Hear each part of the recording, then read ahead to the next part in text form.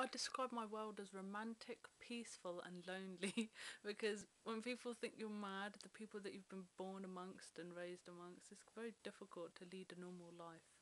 With the prophets of Allah, peace be upon them, if we take Prophet Muhammad, peace be upon him, as an example, he had 23 years from the day his miracles began to the day he was removed from the earth to tell people what's happening to him.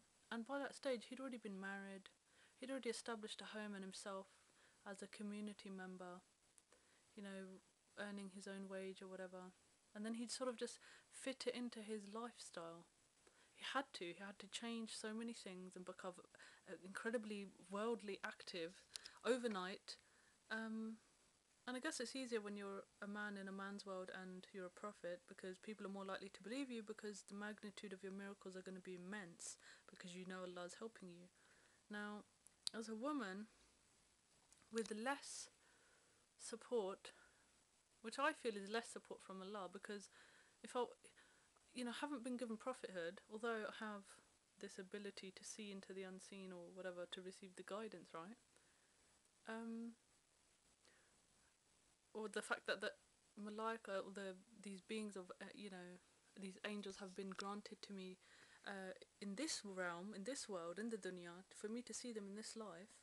That's immense. It's so immense that even the descendants of the Prophet himself, peace be upon him, who are alive today in 2010, don't believe me. And I'm certain that news has reached them. They actually state in their talks to people that until you die, you won't see the angels.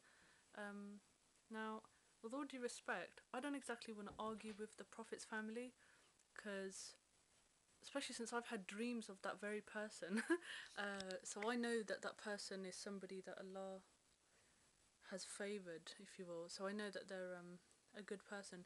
But what I mean is, I can't say to that. I can't go bursting into their talks and lectures, and because it's a room filled with men basically, who've engaged in polygamy and other things that I reject.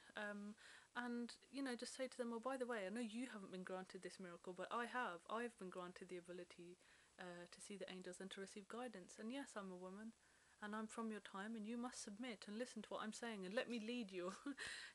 Because these people are like, but we're like the shit. We are like the Prophet's family. We're amazing already, and we have all these miracles, and we have the dreams of the Prophet himself, peace be upon him. So people are more likely to follow us than you, right? So I'm this nothing, this no one who's from the West, the worst possible place in the world to be from, with all the wars in Iraq and Afghanistan, and these people are from the land of prophets.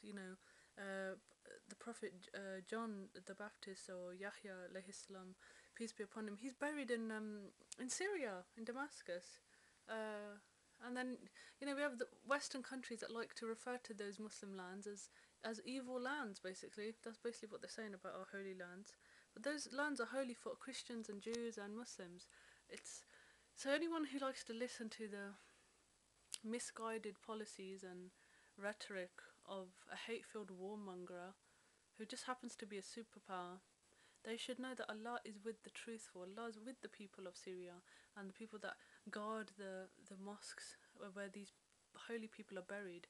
Those are the places that Allah has mentioned will be the arrival place of the Prophet, peace be upon him, Jesus, son of Maryam, peace be upon him. So he's this amazing Prophet that we're waiting for, right? And I have to prepare the world somehow, by whatever means necessary. Peaceful means, inshallah, but whatever I have to do it in time. Because if we leave this generation and I die tomorrow, say, yeah, you guys are buggered basically, because you're going to die before he arrives, and you will have nothing to pass on to the next generation to prepare them. And so we're going to have the Prophet come back, yeah, shortly or whatever. Say in the next 80 years he's going to come back to the earth, right? He's going to arrive in England in a land filled, right, with illegitimate children born from people who have no intention of getting married.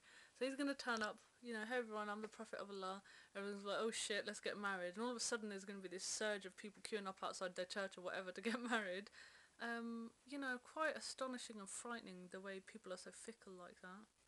But that's essentially what we're dealing with. And I'm saying to people, get married now, and then you won't have to worry of having an illegitimate child. And if you've had one already, it doesn't matter. Don't abort it. It's not what I'm saying. Have the children, raise them, but you have to be wary that you're not able to protect them spiritually. You're opening the door to every kind of sin for that child. And that child is bringing them into the world defenseless almost. What protection are you giving them against the devil? So it's that taboo and that fear that pushes people away, and lots of parents dump their kids in foster homes out of that fear of the bad name. But there should be no shame in it, because you were the one having the sex to get pregnant in the first place. So if you've done that, you may as well raise them yourselves, you know, and teach them the truth. I've met a lot of people who were born outside of wedlock, right? Who are such decent human beings, really. You know, some of the kindest people I've met, and really people with deep spiritual understanding and with a lot of potential, but just with the lack of guidance because of the taboo associated with being born outside of marriage. So it's not their fault. If you guys are watching and you're from that situation, it's not your fault. It's not your sin. So may Allah protect us all and guide us. I've heard of people who are born outside of wedlock who go on to marry and then have their own children. So they come back within the fold in that sense, don't they? So may Allah accept it from us all, inshallah. Because obviously, I'll give an example. Kings, for example, who were not able to conceive children with their wives, have a generation that continues to this day that was born from sin. And some people say that all of us have somebody at some stage in our generation that was born from sin, and that's how our line kept continuing and continuing. Because it may be the case that me being divine, I might not have the capacity to give birth. I might not have the ability to, become pregnant. I'm still not married, right?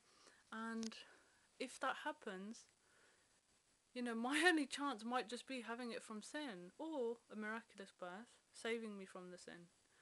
But whatever.